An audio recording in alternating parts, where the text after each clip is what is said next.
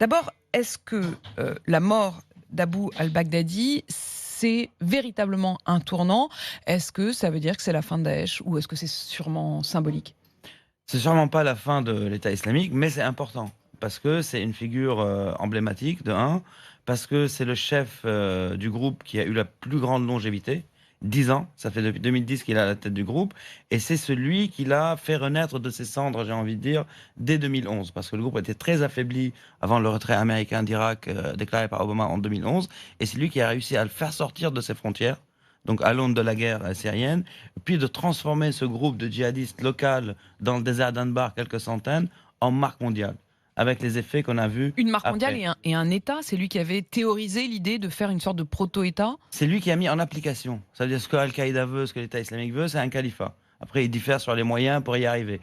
Et lui, il a instauré cette immédiateté avec sa déclaration du califat en 2014, donc l'aboutissement du projet djihadiste qui a un demi-siècle de vie aujourd'hui. Donc il a réussi à faire ça, à créer une administration, un État, une armée, une économie, etc., etc. Et donc d'attirer beaucoup de gens dans les rangs de l'État islamique sur ce territoire-là. Donc avec hommes, femmes et enfants. Et ça, c'était plus ou moins inédit par rapport au groupe djihadiste historiquement parlant. Alors certes, il est mort, mais on en parlait déjà au passé. Est-ce que il avait encore une véritable puissance, un véritable impact? Je pense que oui, mais il faut voir comment ça fonctionne. C'est-à-dire, même pour Al-Qaïda, les chefs donnent des directives. Et chaque filiale, après, sur le terrain, se débrouille comme elle peut.